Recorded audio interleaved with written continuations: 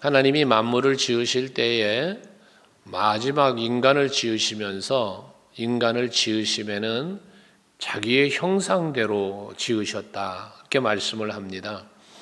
하나님의 형상대로 지으셨다는 것은 우리의 어떤 외적인 모습, 육체적인 모습을, 하나님의 얼굴의 모습, 몸의 모습을, 모양을 따라 지으셨다기보다는 거기서 형상을 따라 지으셨다 함의 의미는 하나님의 성품, 하나님의 마음을 닮은 그러한 인간으로 지으셨다라고 말할 수 있습니다.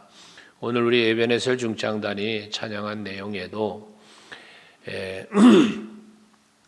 하나님의 마음, 성령의 권능, 예수의 그 성품이 나의 마음이 되고 나의 성품이 되고 나의 능력이 되기를 원한다라는 찬송을 한 것처럼 우리 인간은 하나님의 형상대로 지음을 받았어요. 그 왜 하나님은 우리 인간을 지으실 때에 형상대로 지으셨을까라고 생각해 보면 하나님의 마음에 맞는, 하나님의 뜻에 합당하게 살아갈 수 있는 능력을 주셨다라고 말할 수 있는 거죠. 그러면서 하나님의 마음을 헤아리기를 원했고 하나님 앞에 영광을 돌리는 삶을 살기를 하나님은 원하셨던 거예요. 그래서 에덴 동산에 선악과를 만드시고 먹지 말아라, 그걸 먹으면 반드시 죽으리라 라는 말씀도 주셨다고 그랬잖아요. 선악과는 먹지 않도록 만들어진 것이요, 먹으면 죽이려고 만들어 놓은 선악과가 아니라 그랬잖아요. 선악과를 먹지 말라는 것은 그것 말고도 모든 것을 주신 이가 하나님이심을 기억하고 그 은혜를 감사하면서 살라는 의미라고 그랬지 않았습니까? 그런데도 불구하고 이 아담과 하와는 뱀의 유혹, 사단의 도구가 된 뱀의 유혹을 받아서 선악과를 먹고 말았잖아요. 그게 죄예요. 죄의 시작인데 그 죄로 인하여 죽게 되어진 하나님의 형상이 깨어지는 거죠. 이렇게 되어졌을 때 하나님께서는 예수 그리스도의 십자가를 통해서 또 그 죽은 자 가운데서 살려주시고 모든 죄를 사하여 주시고 그리고 하나님의 자녀를 또 삼아주시는 구원의 은총을 또 베풀어 주셨지 않았습니까? 이게 하나님이 우리를 향한 사랑이었습니다. 그런데 하나님께서 최초의 인간에게는 그 모든 만물을 다스리고 누리는 복을 주셨는데 구원의 복은 오늘 본문 3절에 보니까 하늘에 속한 신령한 복이라고 말씀을 하고 있어요. 하늘에 속한 신령한 복. 이 세상을 만드신 하나님이 주신 복은 세상을 누리는 복이었어요.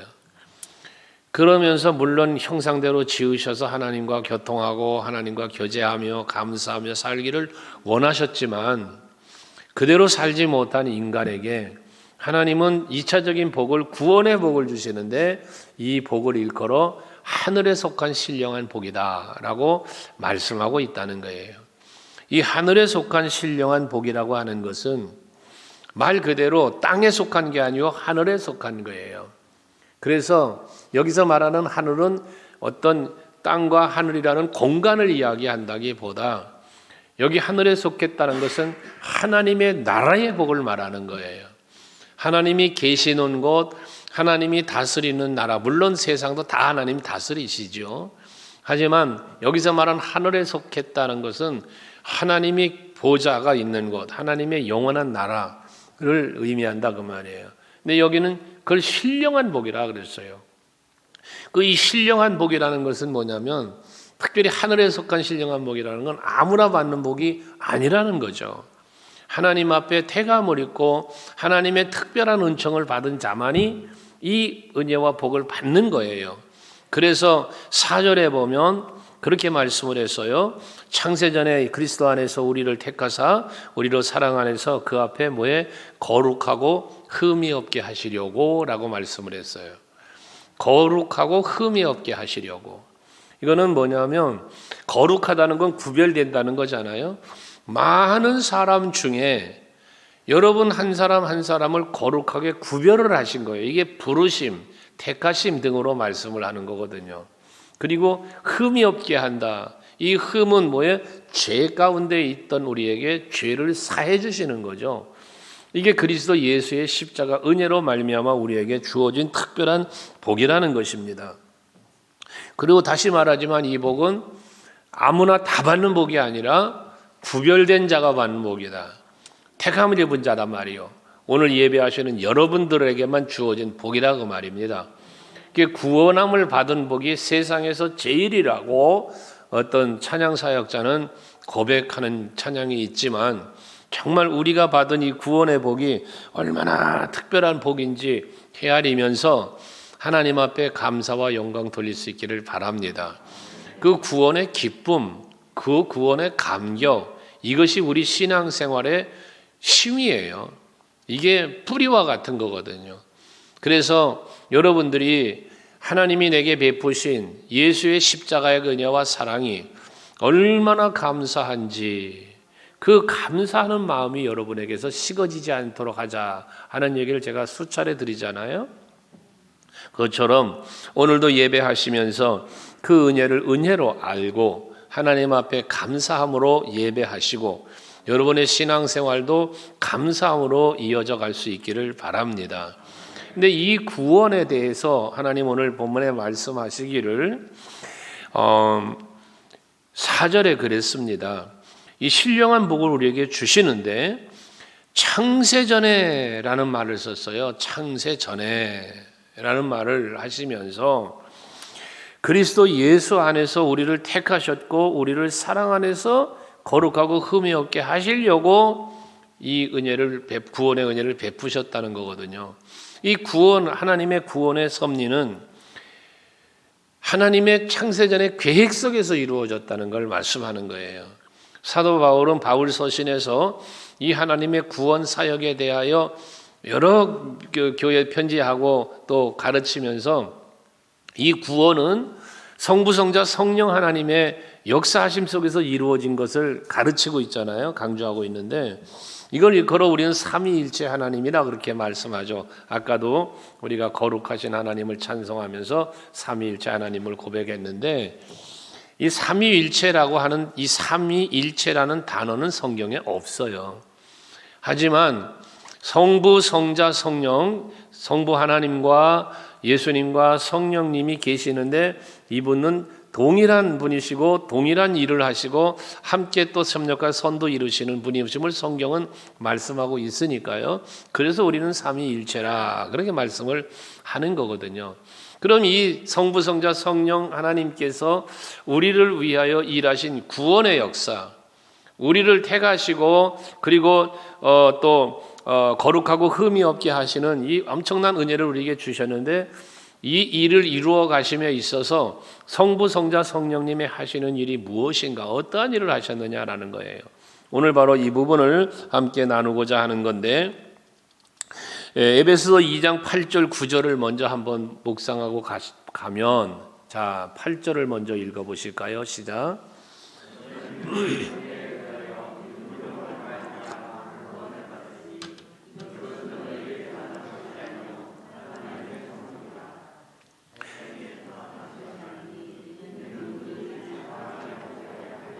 우리의 구원은 우리의 행위에 있지 않고 믿음으로 말미암아 구원이 이루어졌는데 이 믿음은 뭐라? 하나님이 주신 선물이라는 거예요. 그러면 선물이라는 관점으로 볼 때 성부, 성자, 성령께서 하신 그것을 놓고 한번 비유를 하면 하나님이 선물을 만들어 놓으셨는데 이 구원의 선물을 믿음이라는 선물을 이걸 예수께서 가져다 주시고 성령은 이 선물의 내용이 무엇이 이 안에 믿음이 들어있어요. 하나님의 구원의 은총이 들어있어요. 이것을 펼쳐 우리에게 주시는 마치 그림으로 표현하면 이렇게 설명을 할 수 있겠는데 조금 더 말씀으로 해석을 하여 풀어본다면 하나님은 우리의 구원을 계획하신 분이시다. 성부 하나님 말하는 거예요. 그래서 창세전에라는 말씀을 쓰시는 거예요. 하나님은 우리의 구원을 이루실 때 또 여러분들을 도우시며 일하실 때 그냥 생각에 없던 일을 갑자기 즉흥적으로 그렇게 일하시는 하나님이 아니시라는 거예요. 하나님은 모든 일을 계획하시고 그 계획하신 일을 우리 택한 자들에게 알려주시고 또는 언약하시고 말씀하시면서 이 일을 이루어 가시는 거잖아요. 아브라함에게 번성의 약속과 더불어서 그 언약의 핵심의 그 메시지를 주시고 난 다음에 그 다음에 그 하나님의 말씀과 약속을 이행해 가시는 하나님. 여러분, 그 약속이 애굽으로 요셉이 내려가는 거고 거기서 그 애굽이 또 총리가 되는 거고 야곱과 그 아들들이 애굽으로 풍년 흉년 그것 때문에 또 내려가고 때가 되니 출애굽의 역사를 또 이루고 이게 뭐예요? 전부 하나님의 계획. 이 계획이라는 건 하나님의 언약이에요. 이 언약 속에서 그대로 이루어져가는 놀라운 은혜를 우리는 보고 있습니다. 이게 바로 하나님의 계획 속에서 이루어지는 일이라는 거예요. 우리 인간을 만드신 것도 그리고 만들어 주셔서 또 구원하시는 것도 모든 게 다 하나님의 계획 속에서 이루어지고 있다는 것을 말하고 있습니다. 이제 우리가 아담과 하와가 죄를 범했어요. 선악과를 먹었어요. 그 선악과를 먹은 아담과 하와를 꾸짖잖아. 하나님이 꾸짖으면서 너 땀을 흘려야 곡식을 거두어 먹을 수 있어. 여자는 해산하는 고통을 겪어야 번성할 수 있어. 이게 죄의 결과들이에요. 그런데 그 후에 사탄의 도구된 뱀을 하나님이 저주하시면서 창세기 3장 15절에 보면 무슨 말씀을 하냐면 뱀에게 하나님이 저주하는 거예요. 뱀에게 저주하기를 내가 너로 여자와 원수가 되게 하고, 여기서 말하는 여자는 물론 하와지요. 그러나 그 뒤에 보면 여자의 후손의 이야기가 나오는데 이 여자의 후손이 누구냐? 예수님이고요.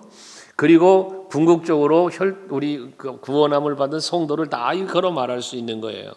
그런데 거기 보면 여자와 원수가 되게 한다. 사탄은 여러분 그런 의미에서 우리 성도들과는 뭐라는 거예요? 원수예요. 마귀는 여러분의 원수예요. 아멘 되세요? 이 마귀하고 친구가 되면 안 되는 거예요. 그러니까 우리는 마귀하고는 원수가 돼야 되는 거예요. 우리의 원수는 마귀예요. 사람들이 되면 안 돼. 그런데 그러면서 뭐라기를 내 후손도 여자와 후손과 원수가 되게 하리니 여자의 후손은 내 머리를 상하게 할 것이고 너는 그의 발꿈치를 상하게 할 것이다 그랬어요.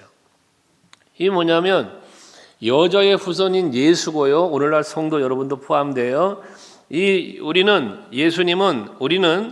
마귀의 도구된 뱀의 머리를 상하게 한다. 여러분 머리를 상하게 하는 건 뭘 말하는 거예요? 머리가 뱀 죽일 때 어떻게 죽여요? 여러분 뱀요. 우린 어릴 때 뱀을 많이 보고 잡기도 하고 죽이기도 하고 그랬는데요. 뱀은 꼬랑지 잘라도 안 죽어요. 몸뚱아리 잘라도 안 죽습니다. 뱀은요. 꼭 뱀을 죽이려면 머리를 갖다 두들겨 패 죽여야 돼요. 머리를 밟아 죽여야 뱀이 온전히 죽어요. 내 여자의 후손이 머리를 상하게 한다는 것은 뱀을 완전히 죽인다는 걸 말하는 거예요. 완전히 죽여. 그러니까 성도 여러분들은 사단의 권세를 완전히 죽일 수 있는 능력이 있어요. 여기 이게 하나님이 주신 권세이기도 하고요. 근데 이 마귀는 뱀의 도구가 된 이 마귀가 할 수 있는 일은 뭐냐? 여자 후손의 뒤꿈치를 상하게 한다는 거예요. 이게 예수님을 십자가에 죽이는 걸 말하는 건데 예수님을 십자가에 죽였지만 어떻게 돼요? 영원토록 죽인 게 아니었죠. 사흘 만에 다시 부활을 하셨잖아요. 예수님이. 그러니까 이게 뒤꿈치만 상한다는 걸 이야기를 하시는 거단 말이에요. 사단은 여러분들을 잠시 괴롭힐 수 있어요. 잠시 여러분을 유혹할 수 있어요. 하지만 영원히 죽이진 못해요. 이게 하나님이 하시는 일이란 말이에요. 이게 시작부터가 하나님의 약속이고요. 계획 속에 하시는 일인 거예요. 가죽옷을 해 입히시는 은혜도 짐승의 희생을 통하여 부끄러움 수치를 가려주시는 이것도 그 한 마리의 짐승이 희생되어짐처럼 예수님이 희생하시고 그 피를 흘리심으로 우리의 죄를 가려주시는 수치를 가려주시는 이런 은혜를 말한단 말이에요. 이 모든 것들이 다 하나님께서 하나님과 단절되었던 그리고 하나님의 명령의 선악과를 먹으면 반드시 죽는다고 한 이러한 죽음으로부터 살려내시는 하나님의 약속이란 말이에요. 이게 창세전에 계획이 되어 있었다는 거죠. 그러면 창세전에 이걸 계획하셨다면 아담이 범죄할 줄 아셨나? 그럼 범죄하지 못하도록 만들든지 범죄하지 못하도록 만들으시면 되지, 왜 범죄하게 만들고 선악과를 다 먹게 만들고 그리고 또 이렇게 예수님 죽이시기까지 하며 이 구원을 이루시느냐? 이러한 의아해하는 질문을 이 청소년들을 지도하다 보면 많은 질문을 받았던 부분들이에요.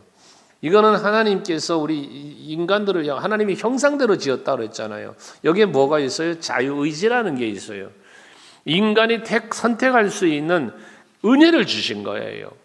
그러나 이 인간이 악을 행하고 죄를 범했을 때, 선악과를 먹었을 때 반드시 죽는다고 했는데 죽음 가운데 버리실 수 없는 하나님의 은혜와 사랑이 구원의 계획을 세워놓게 되었다는 것이거든요.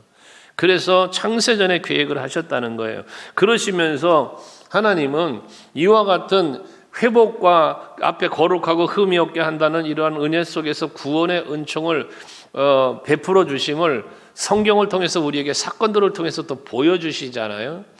노아의 방주의 사건을 한번 보시면 그 시대가 워낙 죄가 가득해서 하나님이 죄에 대한 심판을 하신단 말이에요. 그런데 창세기 6장 8절에 보면 그러나 노아는 하나님께 은혜를 입었더라 그래요. 하나님의 은혜를 통하여 구원의 역사, 방주를 통한 구원의 역사를 이루시는 하나님을 보여주는 거예요. 심판 중에도 하나님은 은혜를 베풀어 주셔서 그 은혜로 인류를 온전한 멸망을 시키지 아니하시고 노아를 통하여 다시 재창조하듯 다시 세상을 행하여 하나님은 은혜를 베풀어 주신단 말이죠. 이게 바로 하나님께서 이루시는 구원의 역사예요. 그게 은혜라는 거예요. 은혜. 그 에베소서 2장 8절 아까 묵상한 대로 우리의 구원도 뭐라고? 하나님의 은혜로 되어졌다 그러잖아요. 이게 전적인 하나님의 은혜예요. 이 은혜가 뭐라? 하나님의 계획하심 속에서 시작이 된다는 것입니다.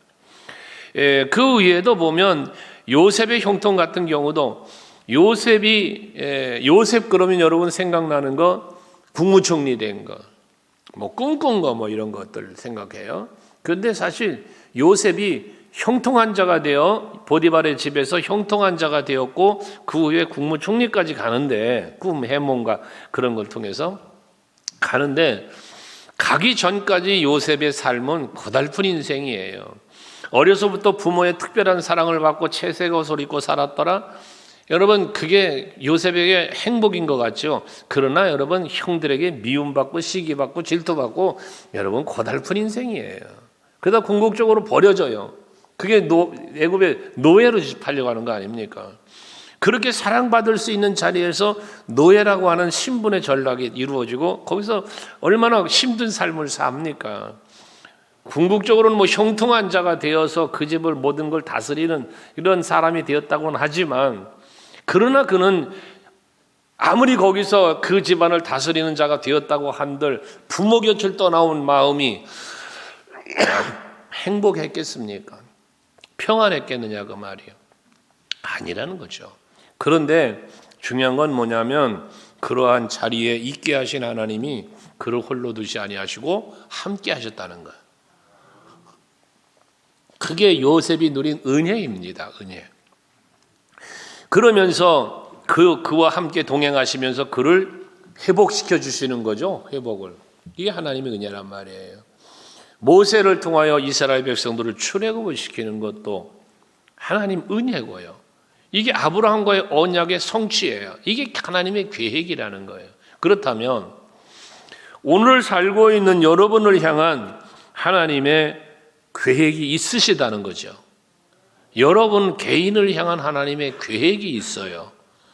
우리 교회를 향한 하나님의 계획이 있습니다. 이 대한민국 이 나라와 민족을 향한 하나님의 계획은 분명히 있습니다. 우린 그 하나님의 계획하심을 이루어 가심 속에 살고 있는데 그래서 여러분에게 늘 말씀하는 것 중에 하나가 우리는 하나님이 분명히 나를 향한 계획이 있고 나를 통하여 일하실 텐데 우리 교회를 통하여 일하실 텐데 하나님 나를 기왕이면 크게 좀 써주세요. 예? 크게 쓰임 받기 싫어요? 기도하란 말입니다. 그렇게 기왕이면 작게 쓰임 받는 것보다는 크게 쓰임 받는 게 낫잖아요, 그죠? 그냥 기도하라는 거예요. 그리고 천하게보다 악하게보다 선하게 써주시길 원합니다. 기도해야 될 일이에요, 이거. 정말 여러분 기도하셔야 될 일이에요. 그리고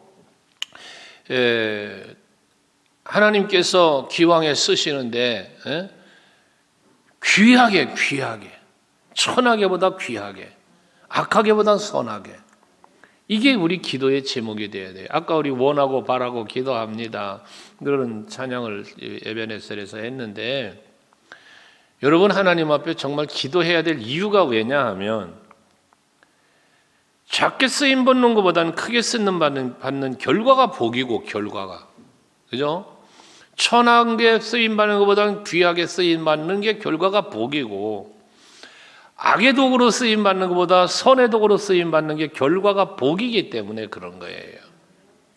그래서 우리 성도들이 그렇게 쓰임 받기를 원하고, 우리 교회가 그렇게 쓰임 받기를 원합니다. 그 하나님의 이 우리를 향한 계획을 하셨는데, 이 계획의 궁극적 계획이 무엇이었느냐? 십자가였다는 거예요. 십자가.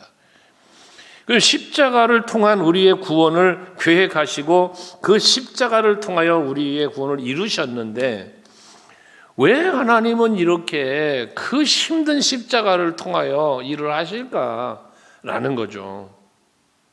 하나님은 태초에 모든 걸 지으신 분이신데, 새롭게 하시고 또 구원하시고 하는 일은 홍수를 냈다 쏟아 부어서 멸망시키고 하시는 것처럼 할 수 있잖아요. 하나님은 애굽을 짓밟아 버리시면서 애굽을 출애굽을 시키는 것처럼 그런 능력도 있으시잖아요. 그런데 왜 본체 하나님이시라는 그 예수께서 오셔서 십자가를 지시면서 일해야 되느냐예요. 이렇게 왜 힘든 것으로, 그 믿지 않는 멸망당하는 자들, 믿지 않는 자들은 그걸 어리석다, 미쳤다, 이런 표현을 말하잖아요. 저 고린도전서 1장 18절에 말씀하고 있는 그 말씀 아닙니까? 멸망당하는 자들의 십자가가 도는 멸망당하는 자들에게는 미련한 것이라잖아요. 그런데 우리 구원받은 성도들에게는 그게 하나님의 능력이라 그랬잖아요. 왜 그렇게 힘들고 미련하다고 세상 사람들은 말하는 그 방법을 하셨을까? 바울이 그 방법, 그 십자가에 대해서 잘못 오해했다가 깨닫고 난 다음에 변화된 게 바울의 변화지 않습니까? 이 나무에 달린 자는 다 저주받은 자라는 신명기의 말씀이 이 모세오경의 율법이잖아요. 바울은 그 모세오경의 율법 때문에 예수 믿는 자를 핍박했다고 그랬잖아요.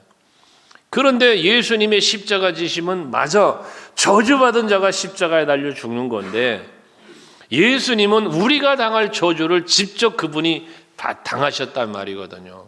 그게 대신 속죄설이 여기서 나오는 거 아닙니까?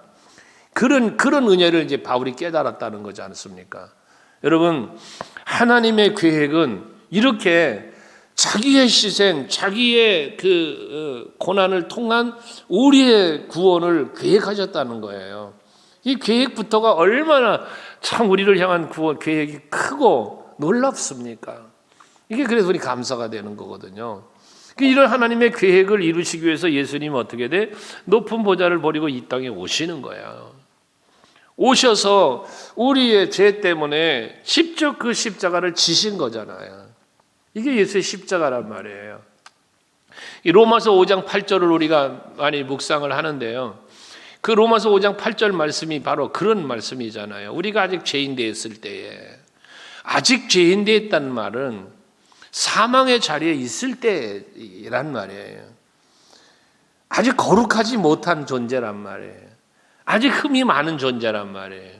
그럴 때에 그리스도께서 우리를 위하여 죽으심으로 하나님께서 우리에게 향한 그 사랑을 확증하셨다는 거예요.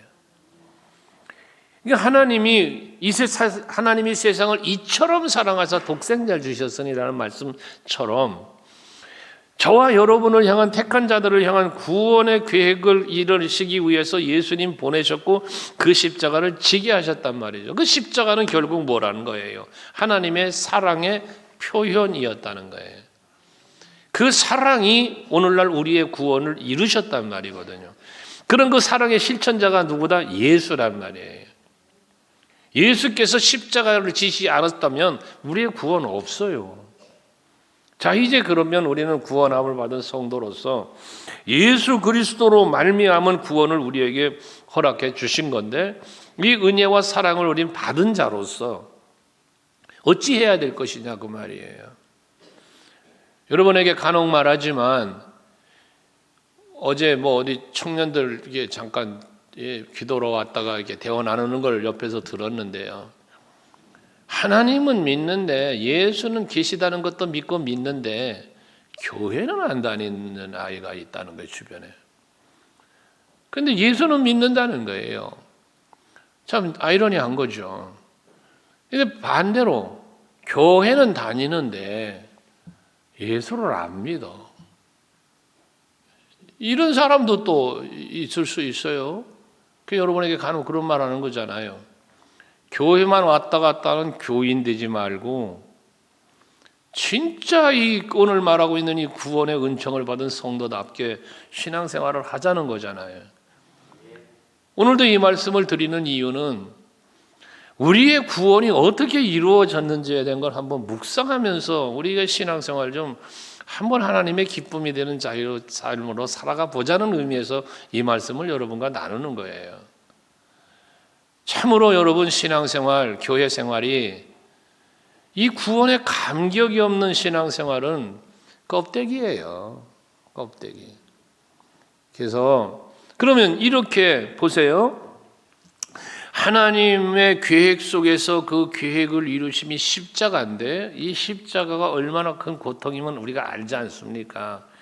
이 고통을 감당을 하셨어요. 하나님 기획하셨고 예수님은 실행을 하셨어요. 그런데 이 막힌 담을 허시면서 하나님과의 관계를 화평하도록 만드신 게 로마서 5장 1절에 3절까지 쭉 나오는 말씀이잖아요. 그 예수님께서는 이제 이런 말씀을 하셨어요. 요한복음 14장 6절에 보면 내가 곧 길이고 진리고 생명이라고 하잖아요. 그 나로 말미암지 않고는 아버지께로 올 자가 없대요. 그러면 예수님은 결국 뭐냐? 아담과 하와의 범죄로 인하여 하나님에게로부터 쫓겨났어요.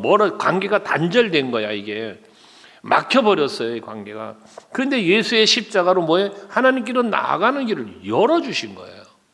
그러니까 하나님께로 나아가고 하나님 나라로 나아가는 유일한 길이 예수가 되어버렸어요.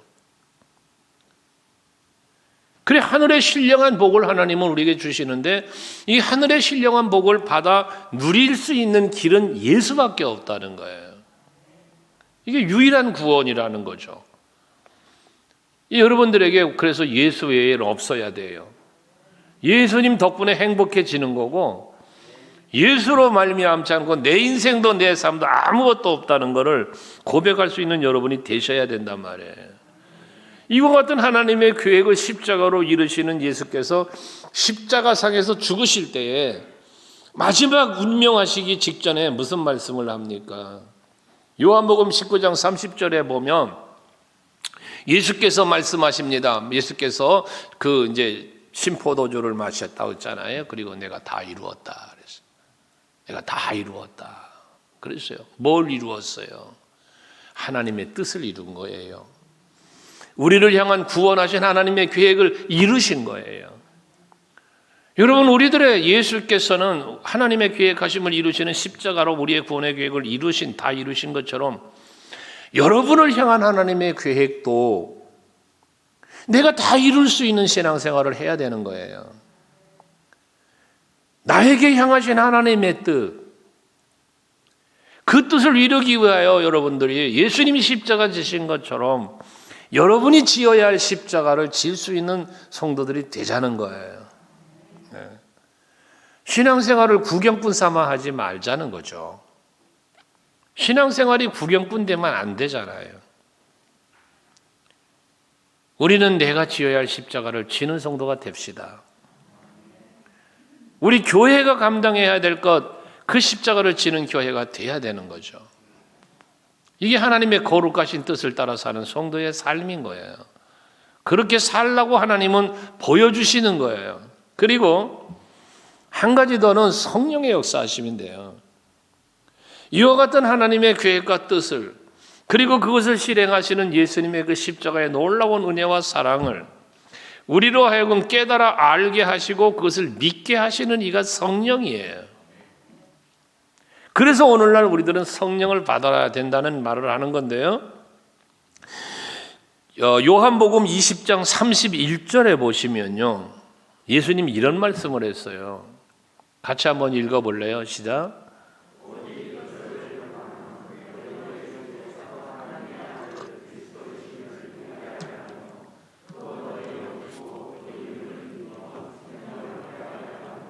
오직 이것을 기록함은, 이 기록은 디모데후서 3장 16절에 말하지만 모든 성경은 하나님의 감동으로 된 것으로 그래요. 성령에 의하여 기록된 거예요. 오늘 우리가 묵상하는 모든 성경의 말씀은 하나님의 영의 감동하심 따라 기록이 된 거예요. 저자들이 다 다르죠. 많은 저자들이 이 성경을 기록했지 않았습니까? 그런데 그들이 기록할 수 있도록 누가 일했어요? 성령이 일을 했어요. 그리고 성령이 기록하게만 하신 게 아니고 그 다음에 무슨 일을 했냐면 우리들로 하여금 예수께서 하나님의 아들 그리스도이심을 믿게 한다고 그랬고요. 그리고 너희로 믿고 그 이름을 힘입어 생명을 얻게 하려 합니다 그랬어요.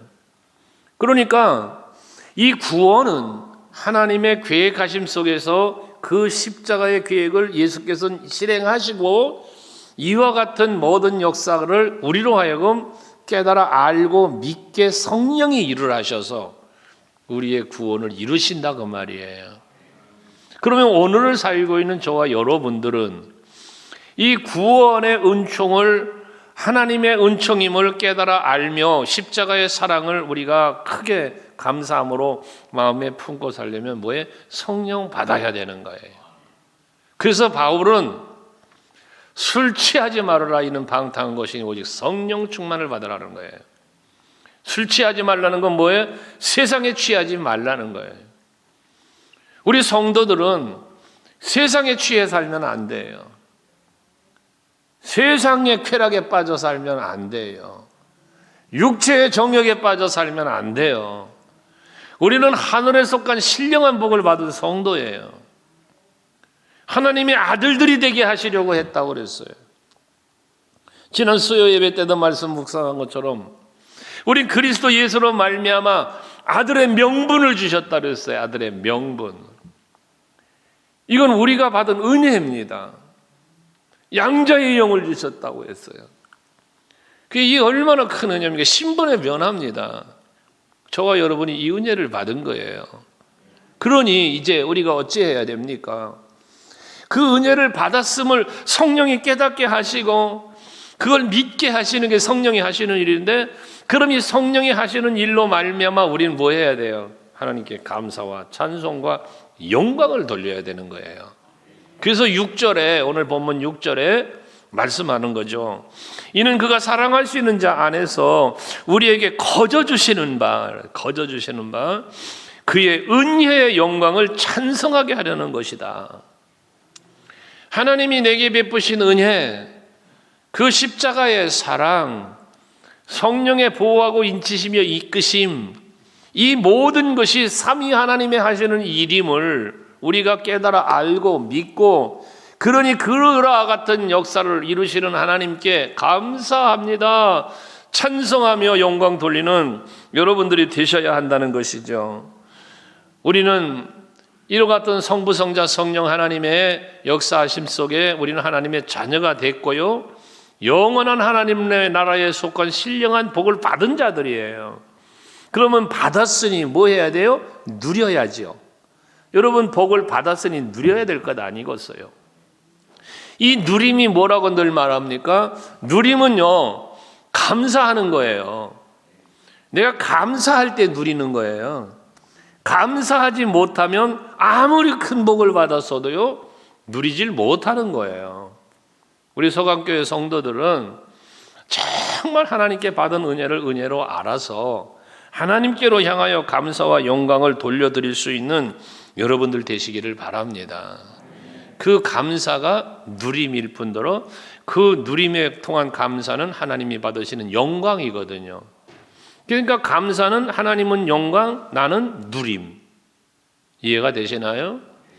그래서 정말 이 어려운 시기에 어려운 세상 일만 보지 말고 우리는 하늘에 속한 신령한 복을 받은 자라는 이 사실 앞에서 세상은 힘들고 어려워도 요셉과 함께 하시며 일하셨던 하나님이 지금 나와도 함께 하시고 힘들고 어려운 일에 처하여 사자굴도 들어가고 또 뭐 풀무불도 들어가는 중에서도 건져내셨던 그 하나님이 지금 이 어려운 상황 속에서도 여러분들을 지키시고 보호하시고 이끌어내 주신다는 믿음을 갖고 여러분 감사하면서 즐겁게 평안하게 신앙생활하고 인생도 그렇게 살아갈 수 있기를 바랍니다.